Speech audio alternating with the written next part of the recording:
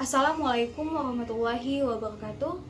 Perkenalkan, nama saya Diana Putri Riani, NIM 3120180449. Di sini saya mengambil materi dari kelas 7 SMP mengenai teks prosedur. Yang saya bahas dari pengertian teks prosedur, jenis teks prosedur, struktur teks prosedur, dan contohnya. Nah, jadi saya di sini mencontohkan langkah-langkah atau aturan-aturan cara menyampul buku seperti yang di sini. Sebelumnya kita terlebih dahulu mengerti apa itu teks prosedur. Jadi, teks prosedur merupakan teks yang berisi serangkaian langkah-langkah atau tahapan yang harus dilakukan untuk mencapai suatu tujuan yang diinginkan. Nah, jadi teks prosedur biasanya menggunakan kalimat instruksi atau kalimat perintah. Hal ini dikarenakan teks prosedur berfungsi untuk mengarahkan untuk kita melakukan sesuatu. Tujuan dari teks prosedur adalah memberikan petunjuk cara melakukan sesuatu, di mana cara pengerjaannya menggunakan prosedur yang sudah ditentukan. Sehingga saat kamu ingin membuat sesuatu harus mengikuti langkah-langkah secara berurutan. Tidak boleh diacak, karena ketika diacak hasil yang diperoleh tidak sesuai atau tidak sempurna, bahkan bisa berakibat fatal. Nah, selanjutnya ciri-ciri teks prosedur. Yang pertama, berisi langkah-langkah kegiatan yang dapat berupa poin-poin atau paragraf. Yang kedua, menggunakan kalimat saran dan larangan.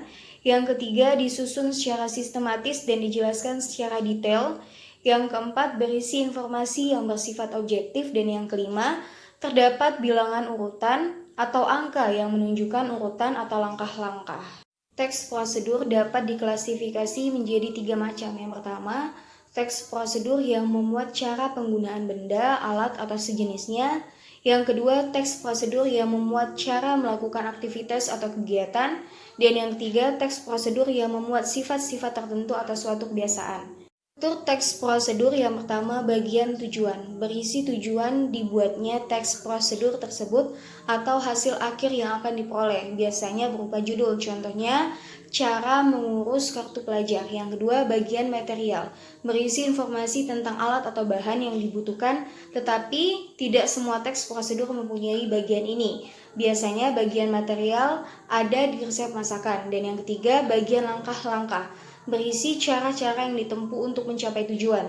Bagian ini tidak dapat diubah urutannya karena memang harus berurutan. Akan menunjukkan aturan-aturan atau langkah-langkah dan bahan-bahan yang harus dipersiapkan terlebih dahulu untuk menyampul buku. Dan yang pertama adalah gunting, yang kedua adalah lem, yang ketiga adalah pulpen, yang keempat ada penggaris, yang kelima ada buku, dan yang keenam ada kertas polos. Selanjutnya, kalian siapkan